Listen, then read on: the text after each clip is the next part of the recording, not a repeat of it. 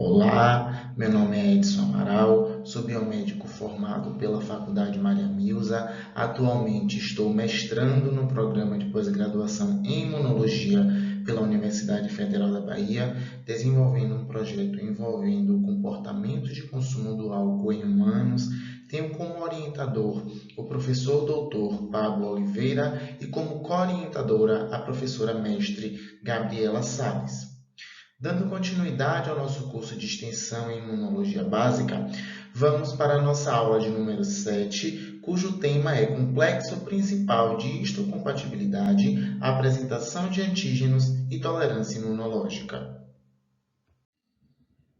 Então, antes de darmos início à nossa fala sobre o complexo de histocompatibilidade, nós precisamos rememorar alguns conceitos utilizados dentro da imunologia. Dentre esses conceitos, nós vamos destacar o conceito de antígeno, que consiste em toda molécula reconhecida pelo sistema imune, seja ela molécula própria ou molécula estranha, e o conceito de epítopo, que consiste na região dessas moléculas, desses antígenos, que vão ser reconhecidos especificamente por linfócitos individuais. Então, aqui nessa imagem nós temos um patógeno. Na superfície desse patógeno nós temos algumas proteínas. Essas proteínas vão ser os antígenos. Esses antígenos, essas proteínas, vão apresentar regiões que vão ser reconhecidas pelos linfócitos e pelos produtos desses linfócitos. No caso aqui, nós temos a exemplificação a partir de anticorpos. Ou seja, cada antígeno vai apresentar uma região de aminoácidos que vai ser reconhecida por sua região hipervariável. Aqui nós temos dois exemplos de epítopos, né? Nós temos um epítopo linear, que consiste em uma região linear de aminoácidos sequencial, e nós temos também o epítopo conformacional, em que a estrutura tridimensional da proteína vai estar definindo qual é a região de aminoácidos que vai ser reconhecida. Em caso de desnaturação dessa proteína, esse antígeno ele já não vai ser mais reconhecido por esse anticorpo ou por esse linfócito em questão. Para darmos continuidade à nossa aula, precisamos saber que a resposta de linfócitos a antígenos fazem parte e dão início à resposta imune adquirida. Essa resposta pode acontecer por duas vias diferentes. A primeira, através do reconhecimento desses antígenos a partir de células B, linfócitos B, e a segunda, a partir do reconhecimento desses antígenos a partir de linfócitos T. Esses dois tipos celulares vão diferir entre si quanto à sua função e também quanto à sua forma de reconhecimento dos antígenos. Os linfócitos B têm a sua função primordial, a de produzir anticorpos, enquanto os linfócitos T têm dentre as suas funções a de induzir morte celular e a de ativar células para que elas possam estar eliminando patógenos. Quanto ao reconhecimento de antígeno, nos linfócitos B, nós vamos observar que esses antígenos vão ser reconhecidos por anticorpos, enquanto as células T vão reconhecer esses antígenos a partir de receptores de células T.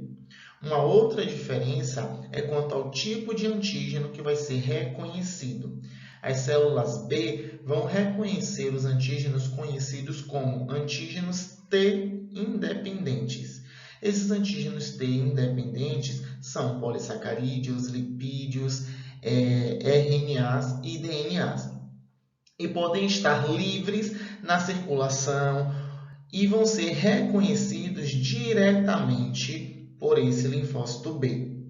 enquanto que os linfócitos T vão reconhecer apenas antígenos proteicos, antígenos peptídicos, ou seja, os antígenos T-dependentes, e esse reconhecimento só vai ocorrer mediado pela apresentação dos antígenos pelas células apresentadoras de antígenos, sendo esses antígenos ligados a moléculas de MHC.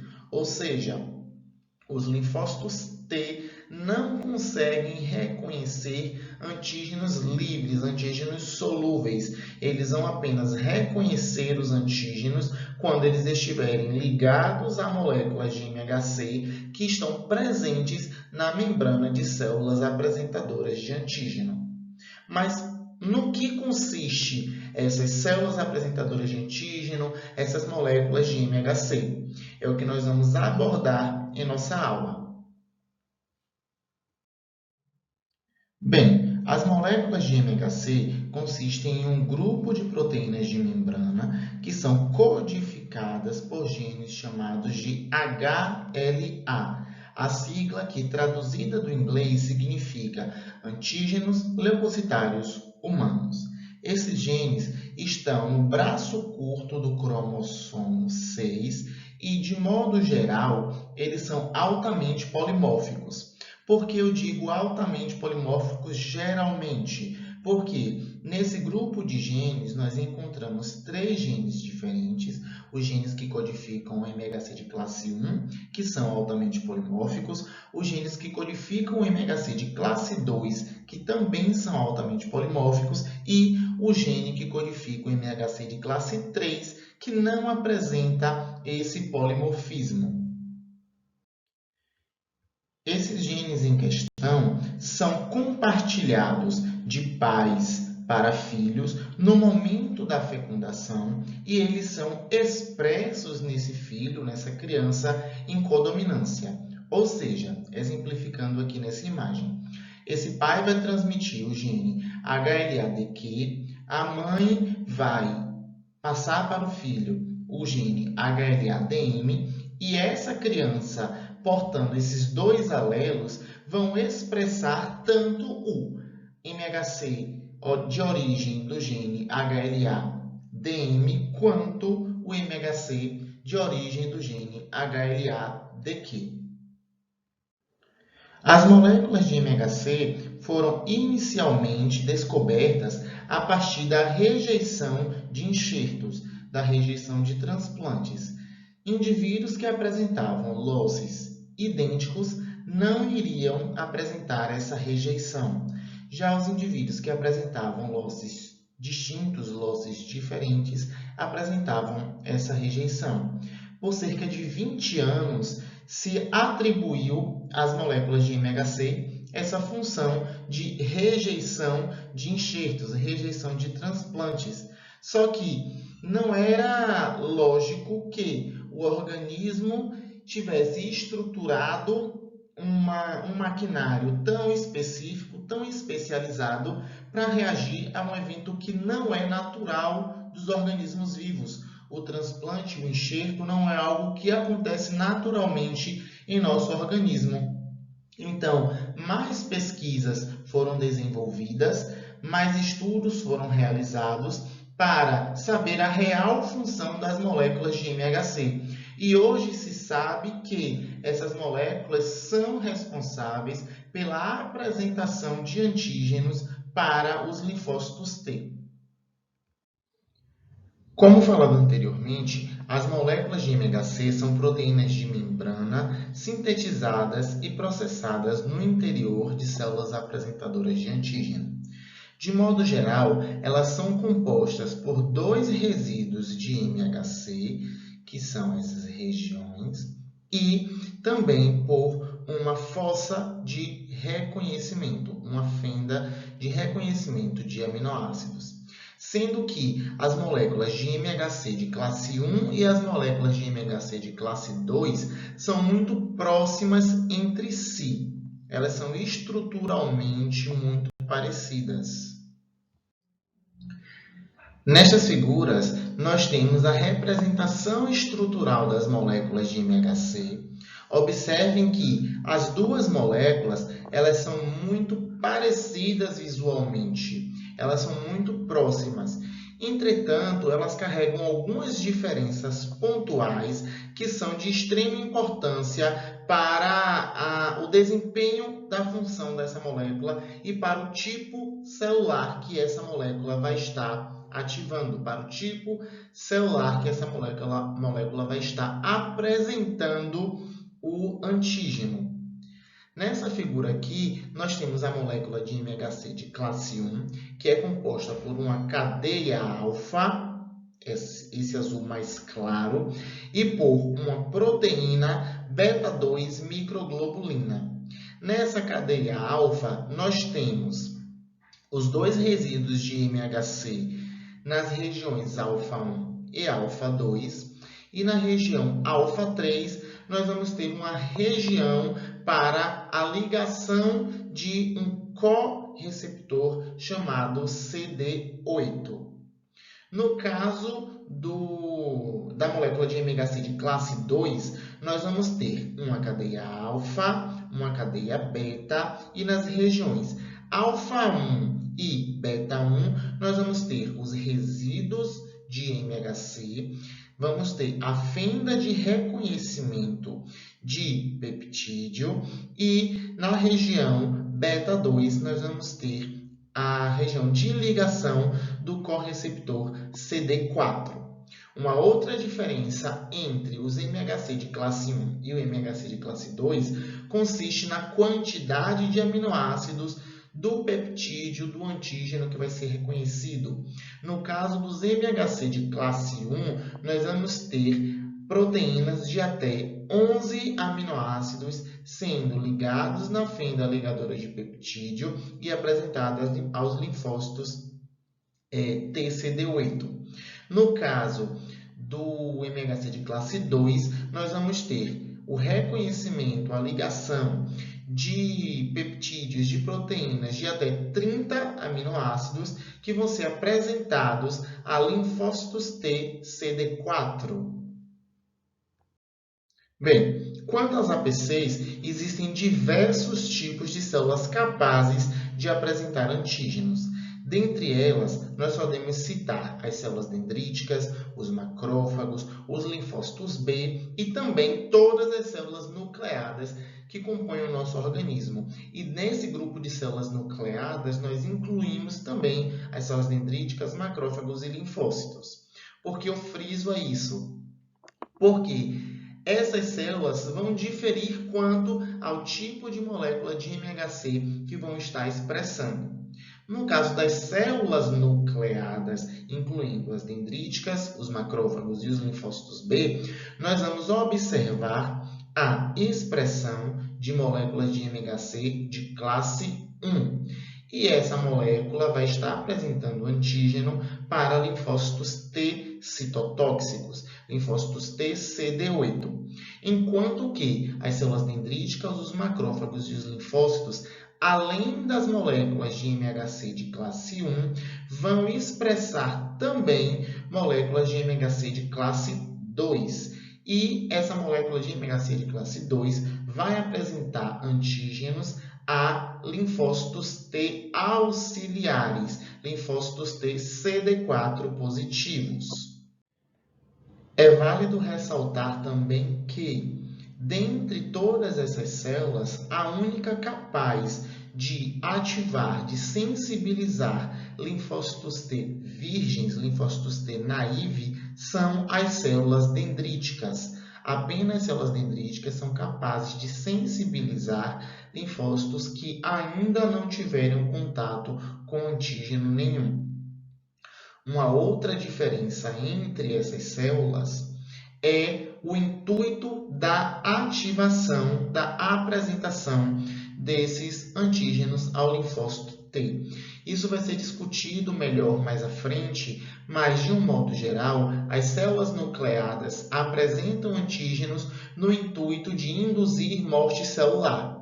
As células apresentadoras de antígeno tirando essas células nucleadas, tem o intuito de apresentar antígeno para autoativação, ou seja, células dendríticas, linfócitos B e macrófagos vão apresentar antígenos a linfócitos T para que esse linfócito T possa mediar a ativação dessas células.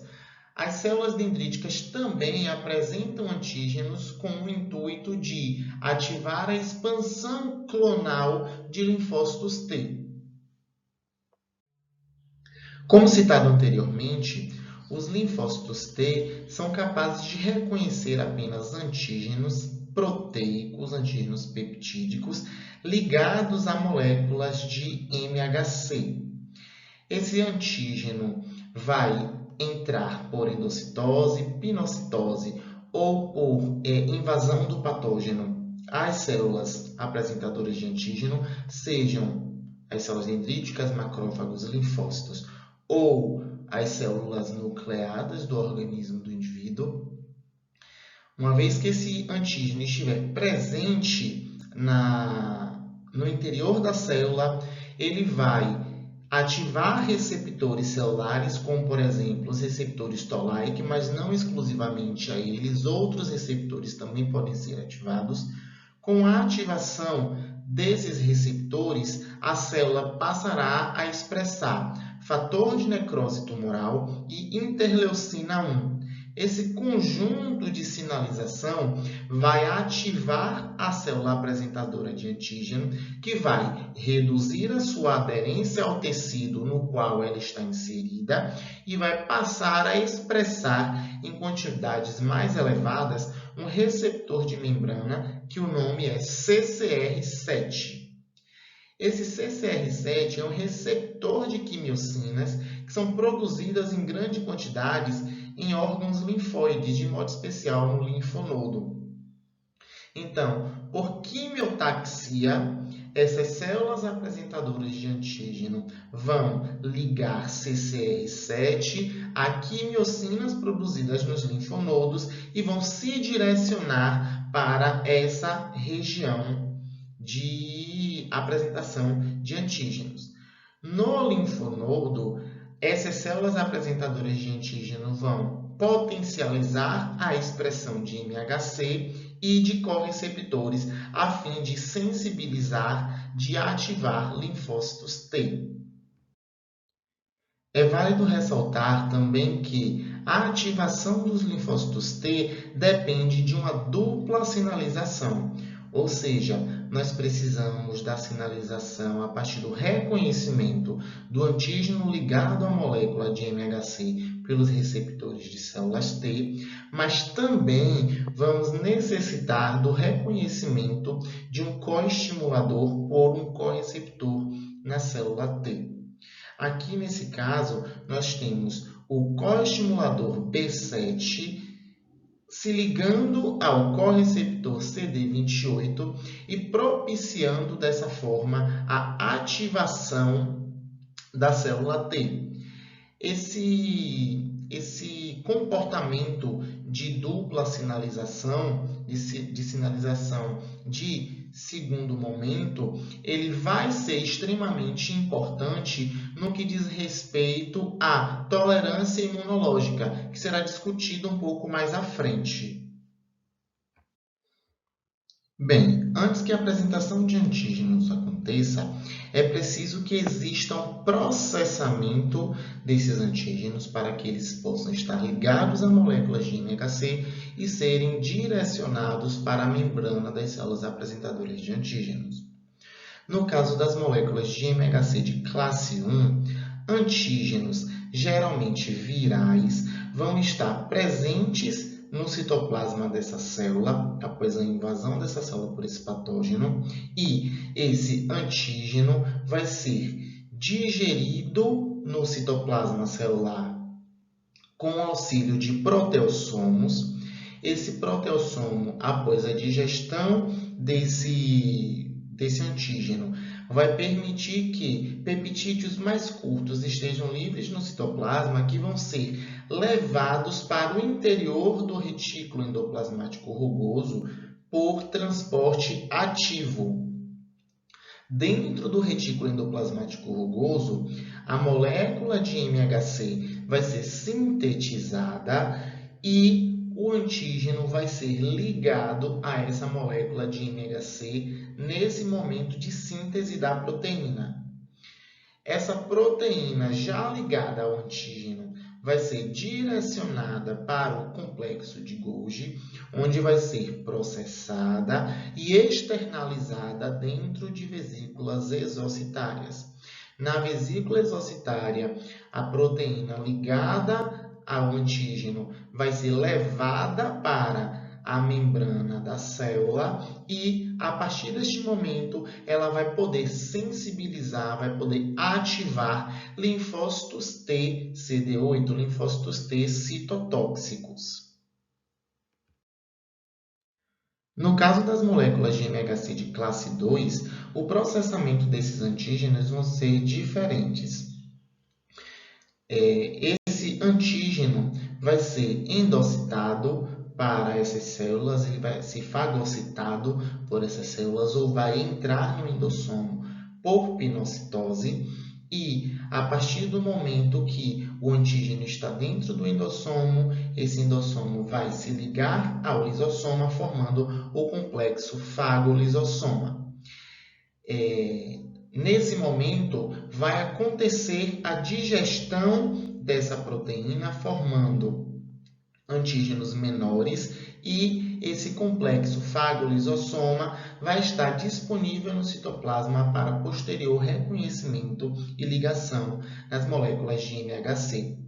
Dentro do retículo endoplasmático rugoso, a molécula de MHC vai ser sintetizada e, junto com essa molécula de MHC, uma proteína cujo nome é CLIP ou peptídeo de cadeia invariável associado à classe 2 vão ser produzidos em conjunto, onde essa molécula de MHC vai ter a sua região, sua fossa de reconhecimento ocupada por essa proteína CLIP.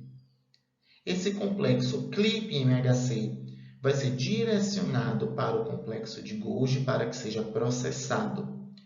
Depois do processamento, dentro de vesículas exocitárias, esse complexo MHC-CLIP vai ser direcionado para o citoplasma, onde vai se fundir com o fago-lisossomo contendo os peptídeos já digeridos.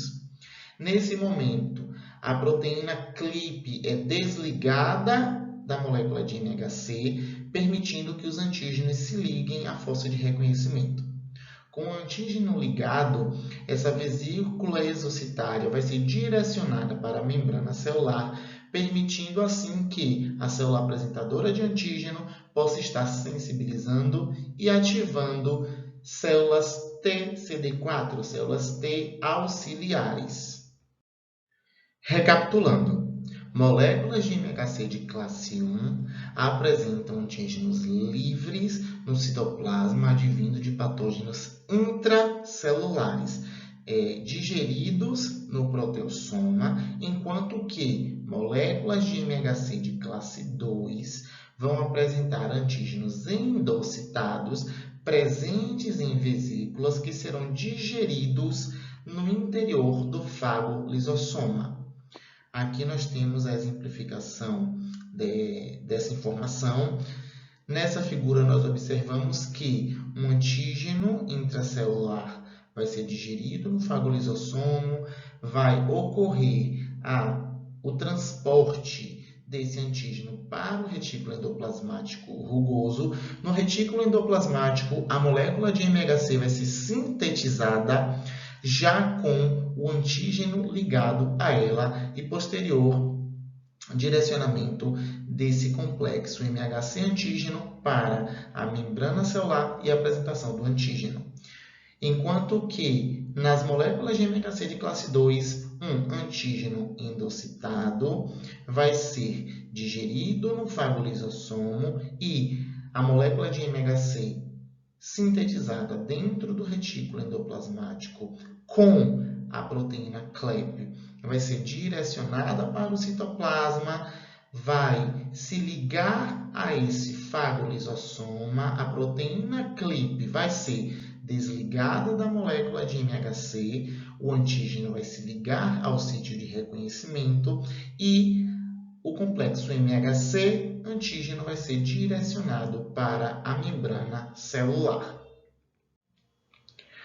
Uma vez que esse complexo MHC antígeno está disponível na membrana celular, as células T, através dos seus receptores de células T, podem reconhecer o antígeno proteico ligado a essa molécula de MHC e também vai reconhecer os resíduos de MHC, que é a região da proteína MHC, que é responsável pela rejeição de enxertos citados anteriormente. É essa região que difere de um indivíduo para o outro e que, quando é reconhecido pela molécula de receptor de célula T, vai gerar uma resposta imunológica, levando à rejeição dos enxertos e à rejeição de transplantes. Nessa outra figura, nós já observamos a coestimulação, onde um coestimulador B7 vai estar se ligando a um coreceptor CD28, fazendo assim com que a ativação dessa célula T aconteça de forma efetiva. Bem, e depois do reconhecimento, depois da apresentação desse antígeno, o que é que acontece? Isso vai estar diretamente relacionado com o intuito de cada célula apresentadora de antígeno. No caso dos macrófagos, quando eles apresentam antígenos aos linfócitos TCD4, esses linfócitos vão passar a produzir citocinas que vão levar à ativação do macrófago e, por consequência, esse macrófago vai destruir o antígeno fagocitado, vai destruir o patógeno. Enquanto que os linfócitos B vão apresentar antígenos também aos linfócitos T, CD4, que vão produzir citocinas, e essas citocinas vão estimular que os linfócitos B secretem anticorpos que vão se ligar a esses antígenos presentes nos diferentes tecidos e também na circulação, a fim de opsonizar esses antígenos. Já as células dendríticas vão estar apresentando antígenos tanto às células TCD4 quanto às células TCD8, já que elas são células apresentadoras de antígenos especializadas, mas também são células nucleadas, então elas expressam os dois tipos de moléculas de MHC. Uma vez que a célula dendrítica sensibilizou esse linfócito T, ele vai passar por uma ativação da célula imatura e vai passar por um processo de expansão clonal e diferenciação em célula efetora. Enquanto que a maioria das células apresentadoras de antígeno, como as células nucleadas, vão estar apresentando antígenos a linfócitos T citotóxicos, porque a maioria das células apresentadoras de antígeno. Nesse grupo de células apresentadoras, eu estou englobando tanto macrófago, quanto células dendríticas, quanto linfócitos B, mas também as células nucleadas. E, pondo em comparação células nucleadas e outros tipos de células apresentadoras de antígeno, as células nucleadas vão ser majoritárias. Então, essas células vão estar apresentando antígenos a linfócitos T citotóxicos, a linfócitos T CD8. Esses linfócitos T citotóxicos vão levar à morte celular, destruição da célula-alvo, destruição da célula infectada. A todo momento, os nossos linfócitos estão tendo contato com antígenos próprios. A todo momento, existe a apresentação de antígenos próprios a linfócitos T. Porém, não é comum de se observar uma resposta imunológica para esses antígenos próprios. O que é que faz com que esses linfócitos T não reajam aos antígenos próprios? O que faz com que eles não tenham essa resposta é um processo conhecido como tolerância imunológica. A tolerância imunológica gira em torno justamente dessa falta de responsividade dos linfócitos T a antígenos próprios. A todo momento são produzidos esses linfócitos autorreativos, ou seja, a todo momento nós temos contato com antígenos próprios e também são produzidos linfócitos T autorreativos. O que é que vai impedir que esse linfócito T autorreativo reconheça o antígeno próprio e desenvolva essa autoimunidade? Esse fator, esse evento não acontece porque esses linfócitos que são autorreativos, eles vão ser, em sua grande maioria, destruídos. Mas como acontece esse processo de destruição desses linfócitos autorreativos? Bem, esse processo de inativação de linfócitos T autorreativos acontece principalmente em duas etapas. Na tolerância imunológica central, que acontece no timo através do processo de seleção negativa, e na tolerância imunológica periférica, em tecidos imunológicos periféricos. No caso da tolerância central, nós vamos observar dois eventos diferentes. Em primeiro momento, as células que vão se ligar fortemente ao antígeno próprio, ela vai ser eliminada, ela vai ser destruída, vai ser induzida a apoptose, assim como aquelas células que também não apresentem nenhum tipo de reconhecimento. O que é que a gente quer nesse momento de seleção negativa? Que as células T reconheçam de forma fraca, uma ligação fraca com antígenos próprios, ok? Em uma outra situação, as células que reconhecem o antígeno próprio podem seguir a sua evolução, a sua maturação, sem serem destruídas, porém, dando origem a células T reguladoras. Células T que vão ser responsáveis por inativar outras células que tenham autorreatividade.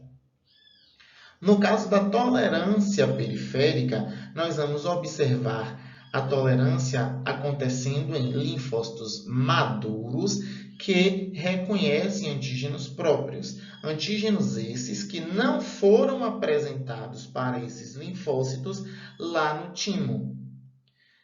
Nesse processo de tolerância periférica, nós temos a anergia, a supressão por célula T reguladora ou a deleção. A anergia consiste numa falta de resposta do linfócito T, mesmo havendo o reconhecimento de um antígeno próprio. O que acontece? Em um processo de apresentação de antígenos normais, uma molécula de MHC vai apresentar o antígeno ao linfócito T, que vai reconhecer esse antígeno através do receptor de células T, e também vai haver uma coestimulação do coestimulador B7 para com o correceptor CD28. No caso da anergia, essa falta de resposta, essa falta de ativação pode acontecer por duas vias diferentes. A primeira, pela falta do correceptor na célula apresentadora de antígeno, ou seja, a célula vai estar apresentando um antígeno próprio, porém, ela não vai expressar o coestimulador B7, Logo, o linfócito T não vai ser ativo. Em um outro processo de anergia, nós observamos que existe a apresentação do linfócito pela célula apresentadora de antígeno e pelo MHC. Existe a expressão do coestimulador B7, porém, nós não vamos expressar no linfócito T a molécula de CD28. Nós vamos expressar nesse linfócito T uma molécula chamada de CTLA4. Essa CTLA4 vai fazer com que a célula T entre em inativação. Dessa forma, nós não vamos observar uma resposta de células T. Uma outra forma de supressão da resposta autoimune é através da ação de células T reguladoras. Essas células T reguladoras, elas vão expressar TGF-beta e vão expressar IL-10, citocinas anti-inflamatórias, citocinas que vão reduzir a resposta do sistema imune. Uma vez que essas células vão estar expressando essas citocinas, elas vão inativar as células apresentadoras de antígeno. Logo, nós não vamos apresentar esse antígeno próprio para os linfócitos T. Por fim, nós temos o processo de deleção, que ocorre por duas vias distintas. A primeira está relacionada com a maior presença de proteínas pró-apoptóticas do que proteínas anti-apoptóticas. Em um processo de apresentação de antígeno normal, quando a célula T reconhece o antígeno e o coestimulador, no citoplasma nós vamos ter uma produção de proteínas anti-apoptóticas e de proteínas pró-apoptóticas. Entretanto, os títulos de proteínas anti-apoptóticas vão ser menores do que os títulos de proteínas pró-apoptóticas. Dessa forma, a célula vai seguir o curso normal de ativação e de proliferação. Quando nós temos o antígeno próprio sendo apresentado, a quantidade de proteínas pró-apoptóticas vai ser superior ao número de proteínas anti-apoptóticas e essa célula vai entrar em processo de morte celular programada. A segunda via vai ocorrer a partir da indução de morte celular por conta de receptores de morte celular. O reconhecimento de moléculas próprias faz com que o linfócito T expresse sinalizadores de morte celular, tais como o FAS, e o reconhecimento a partir do FAS pelo ligante de FAS leva a célula à apoptose. Tanto o linfócito que reconhece quanto o linfócito que expressa o FAS ligante, porque existe uma coestimulação. Os dois linfócitos vão estar se estimulando, logo induzindo a morte celular um do outro. Aqui nós temos a referência utilizada para a construção dessa aula. Espero que vocês tenham gostado do conteúdo abordado, da explicação. Aqui está o meu e-mail para eventuais tiradas de dúvidas. Na semana que vem, nós nos encontramos no encontro síncrono para discussão da temática da aula e estou disponível para contato. Obrigado. Tchau, tchau.